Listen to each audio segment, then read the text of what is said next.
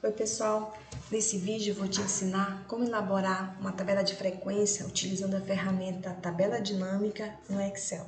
Vamos lá.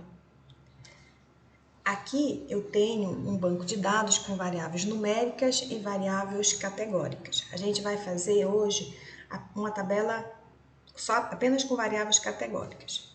Bom, primeiro eu vou colocar o meu cursor em qualquer lugar do meu banco de dados, que ele automaticamente vai identificar. Venho aqui em inserir, tabela dinâmica, e nesse menu ele identificou qual é o local onde estão os meus dados, ele pergunta onde eu quero que coloque a tabela dinâmica, ou numa nova planilha ou numa planilha existente. No nosso caso vai ser numa nova planilha. E eu vou dizer ok. Ele vai criar uma nova planilha. Aqui vai ser o local onde ele vai colocar a minha tabela. E aqui eu tenho campos da tabela dinâmica. Nesse local eu tenho todas as minhas variáveis que compõem meu banco de dados. Aqui embaixo eu tenho a estrutura de uma tabela, que tem linhas, colunas, valores e filtro que a gente vai ver daqui a pouco. Bom, então vamos fazer a nossa primeira tabela. Eu vou pegar a variável renda familiar e com o mouse eu vou arrastar aqui para linhas. Automaticamente ele identifica quais são as respostas dessa variável. Aqui em valores, nesse campo valores, eu vou pegar uma variável onde eu tenho certeza que está toda preenchida. No caso aqui eu vou pegar a variável sexo, vou arrastar para valores. E aqui eu tenho a minha tabela pronta. Eu tenho 77 pessoas, das quais 63 recebem de 1 a 3 salários, 3 de 4 a 6 e 10 de menos de 1 salário. E uma não sabe. Toda tabela ela tem que ter uma ordem, né? E por padrão o Excel faz por ordem alfabética. No caso aqui a gente pode alterar. Eu vou pegar o menor de um salário e vou arrastar aqui para cima, tá? Para ficar numa ordem de valores, certo?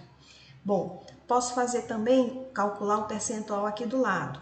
Sempre eu faço, sempre com a mesma variável que eu utilizei para contar. Então, vou pegar sexo, vou colocar aqui.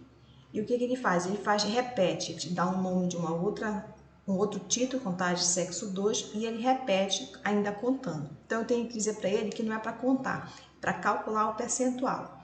Eu pego o cursor, coloco aqui na contagem sexo 2, teclo o botão direito do mouse e eu venho aqui, ó, mostrar valores como percentual de colunas. Tem percentual de linhas, de acordo com o que você queira. No nosso caso, a gente vai ser percentual total de colunas. E ele fez calculou o percentual da minha tabela, tá bom? Vamos fazer agora, um cruzamento entre renda e sexo. Para eu não ter que ir novamente na minha base de dados de construir a tabela, eu posso fazer o seguinte, eu vou selecionar a minha tabela, Ctrl C e Ctrl V para repeti-la aqui.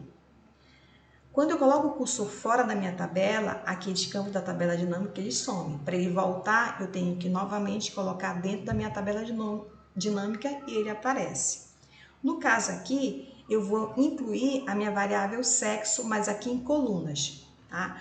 Eu pego a variável sexo, coloco aqui em colunas e ele automaticamente fez o cruzamento entre renda e sexo. Para ficar mais organizado, eu vou colocar um percentual aqui para dizer que isso aqui é um percentual.